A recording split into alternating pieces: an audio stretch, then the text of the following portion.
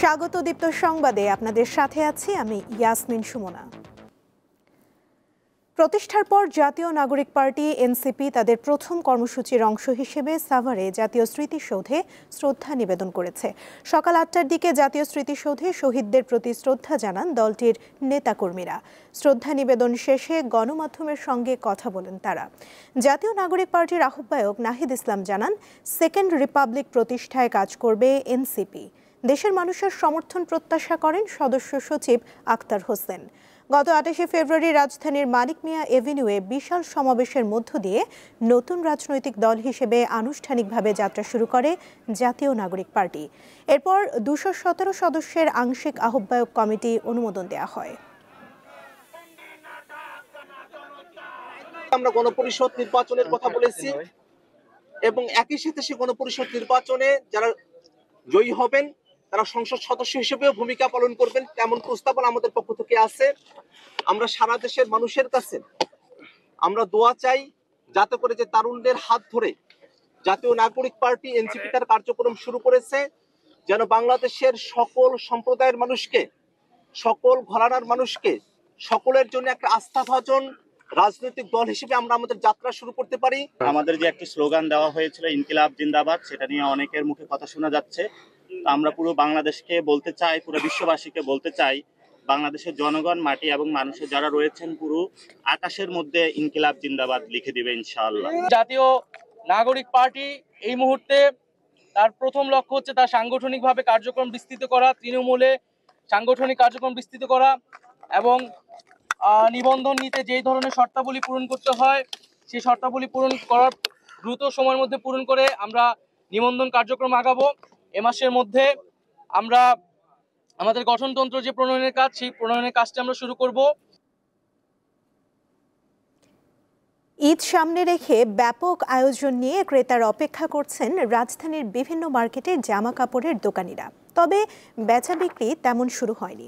এখন গজ কাপড়ের দিকে ঝোঁক বেশি ক্রেতাদের, ব্যস্ততা বেড়েছে দর্জিদের।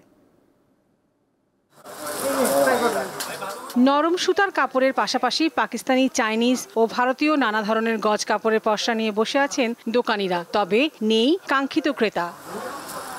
যারা আগেভাগে কেনাকাটা সেরে ফেলতে চান তারাই বিপণী বিতানগুলোতে আসছেন, পছন্দ মতো জামা বানাতে নিচ্ছেন কাপড়। বেশিরভাগ আমাদের একটু সুতি কটন কাপড়টা চলে ভালো, বিশেষ করে বেক্সি ফ্যাব্রিক্সের, অরবিন্দু, আপনার গজ কাপড়, সাধারণত কামিজ আর ম্যাক্সির কাপড়গুলো, সাধারণত গিফটের যে আইটেমগুলো ওগুলো সাধারণত বেশি চলতেছে। রাজধানীটা বেশি আমরা ধরেন 90 টাকা, অরবিটটা 100 টাকা, আর মদিনা বেশ 60 টাকা, আর ইয়ে আছে প্রিন্টের আছে আপনার 130 টাকা, 150 টাকা। ঈদ ও গরম দুটো বিষয় মাথায় রেখেই কাপড় কিনছেন ক্রেতারা।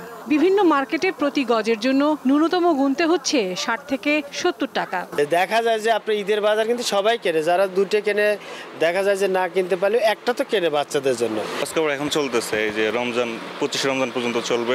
ঈদ সামনে রেখে প্রত্যেকের পছন্দ মতো জামা তৈরি করতে ব্যস্ত রাজধানীর দর্জিরা। 15 রোজা 20 রোজা গেলে অর্ডার নেওয়া বন্ধ থাকে। এখন সকাল 10টা থেকে রাত্রে 11টা 12টা পর্যন্ত খোলা থাকে, এই পর্যন্ত কাজ করি।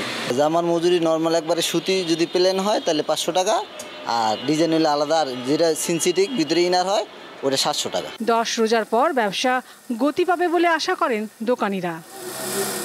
লাবণী গুহ, দীপ্ত সংবাদ, ঢাকা।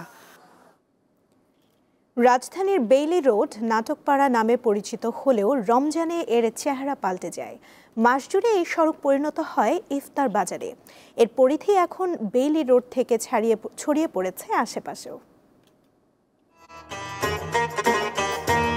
আধুনিক ও গ্রাম বাংলার ঐতিহ্যবাহী সুস্বাদু খাবার পরিবেশনে রাজধানীর নাট্যপাড়া খ্যাত বেইলি রোডের ইফতারের বেশ নামডাক। ইফতারের সময় রোজাদারদের যে আনন্দ আরো কয়েক গুণ বাড়িয়ে দেয় বেইলি রোডের বাহারি ও ব্যতিক্রমী ইফতার সামগ্রী। তবে নাটকপাড়ার এই ইফতার বাজারে মধ্যবিত্ত ক্রেতাদেরই আনাগোনা বেশি। এখানের ইফতারিটাও অনেক ভালো, পুরান ঢাকার সাথে অনেকটাই মিলে।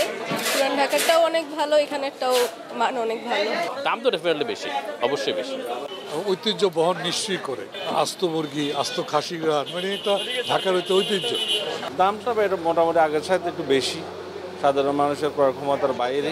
প্রতি বছরের মতো এবারও দ্বিতীয় রোজাতেই মোটামুটি জমে উঠতে শুরু করেছে বেইলি রোডের ইফতার বাজার। বিক্রি হচ্ছে সুতি কাবাব, খাসির চপ, খাসির লেগ রোস্ট, গরুর মগজ, কলিজা ভুনা, মুরগির কাবাব, জালি বিফ কাবাব, শিক কাবাব সহ নানা ধরনের খাবার। জনগণের মধ্যে সহনশীল অবস্থা থাকা যায়, এই জন্য আমরা কোনো মূল্য বৃদ্ধি করিনি, বরঞ্চ আমরা দু একটা জিনিসের দাম এবার কমিয়ে দিয়েছি।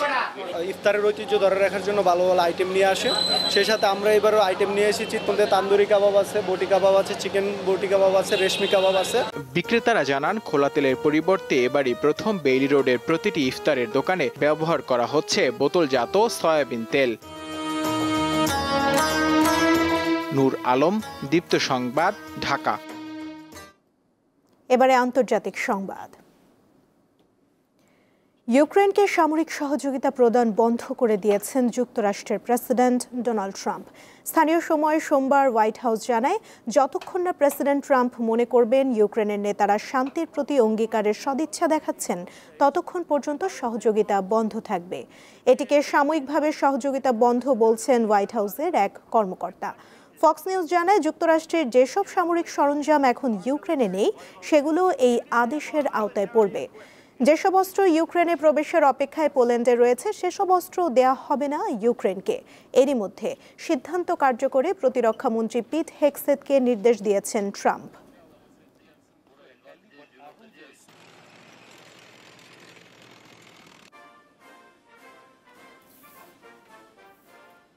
Why would they want to ban voter ID in all states? And why would they want... এবারে খেলার খবর। আইসিসি চ্যাম্পিয়ন্স ট্রফির প্রথম সেমিফাইনালে মুখোমুখি হচ্ছে ভারত ও অস্ট্রেলিয়া। দুবাই আন্তর্জাতিক স্টেডিয়ামে খেলা শুরু হবে বাংলাদেশ সময় বেলা ৩টায়। গ্রুপ পর্বের ৩ ম্যাচের সব কয়টিতে জিতে সেমিতে পা রেখেছে ভারত। তাদের কারণেই এবারের আসরটি হচ্ছে হাইব্রিড মডেলে। দুবাইয়ে ঘাঁটি গেড়েছে ম্যান ইন ব্লুরা।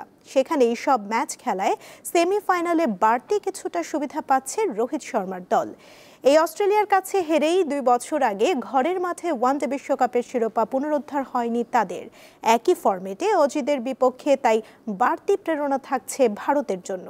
অন্যদিকে প্রোটিয়াদের বিপক্ষে ম্যাচটি বৃষ্টিতে ভেসে যাওয়ায় রান রেটে পিছিয়ে থেকে সেমিতে পা রেখেছে অস্ট্রেলিয়া। নিজেদের ফাইনালে টিকিট নিশ্চিতের সাথে সাথে মূল আয়োজক দেশ পাকিস্তানে ফাইনাল ম্যাচ নিয়ে যাওয়ার দায়িত্ব এখন অজিতের কাঁধে।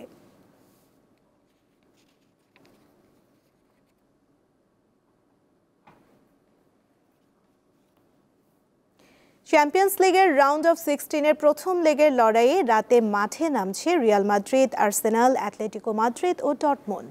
ঘরের মাঠে নগর প্রতিদ্বন্দ্বী অ্যাটলেটিকোর বিপক্ষে লড়বে রিয়াল আর পিএসভির প্রতিপক্ষ আর্সেনাল। ডর্টমুন্ড খেলবে লিগের বিপক্ষে। সবগুলো ম্যাচই শুরু হবে রাত 2টায়। এছাড়া রাত 11:15টায় ক্লাব ব্রুগের মুখোমুখি হবে অ্যাস্টন ভিলা। চ্যাম্পিয়ন্স লিগের রাজা বলা হয় রিয়াল মাদ্রিদকে, তবে এই নামটির প্রতি সুবিচার করতে বেশ কাঠখড় পোড়াতে হচ্ছে 15 বারের চ্যাম্পিয়নদের। এবার নতুন নিয়মের আসরে শেষ ষোলোতে তাদের প্রতিপক্ষ অ্যাটলেটিকো মাদ্রিদ। ঘরের মাঠে ফেভারিট হিসেবে নামবে রিয়াল, তবে এখানে কয়েকদিন আগে লা লিগার ম্যাচে অ্যাটলেটিকোর বিপক্ষে ড্র করেছে আনচেলত্তির শিষ্যরা, তাই কিছুটা চাপে থাকবে লস ব্লাঙ্কোরা। অবশ্য পরিসংখ্যান বলছে ভিন্ন কথা। চ্যাম্পিয়ন্স লিগে 1958-59 সেশন থেকে এখন পর্যন্ত 5 মৌসুমে মুখোমুখি হয়েছে 2 দল, তবে কোনোবারই রিয়ালকে টপকাতে পারেনি অ্যাটলেটিকো।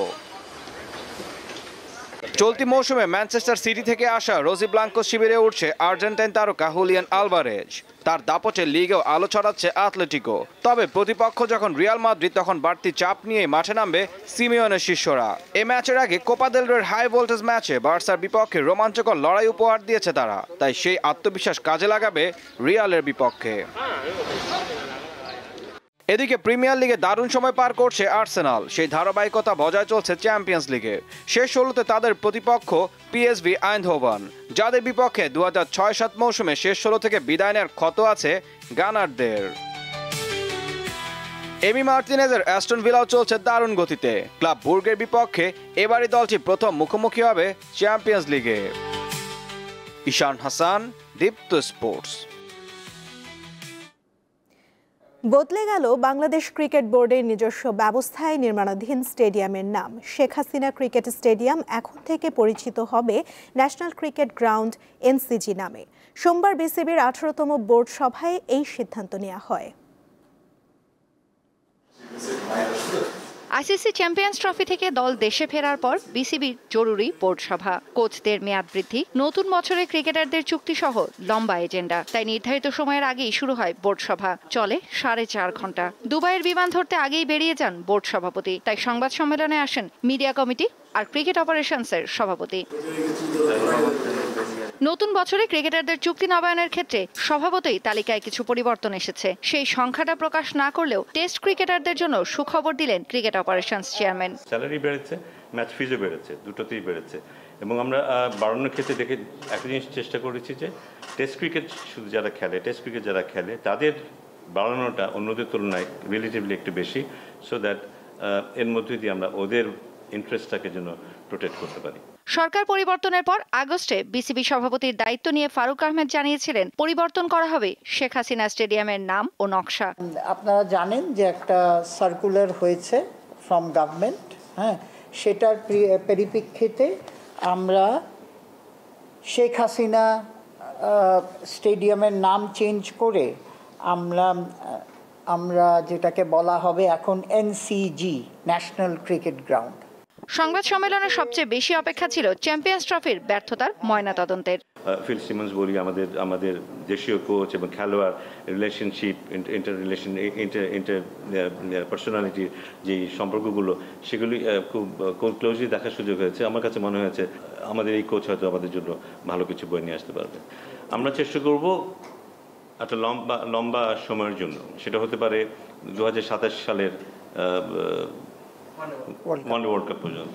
গত মাসে শেষ হওয়া বিপিএল এর নানা সমালোচনা আর ব্যর্থতা নিয়ে নিজেদের অবস্থানও পরিষ্কার করেন এই দুই পরিচালক। তাওসিয়া ইসলাম, দীপ্ত স্পোর্টস।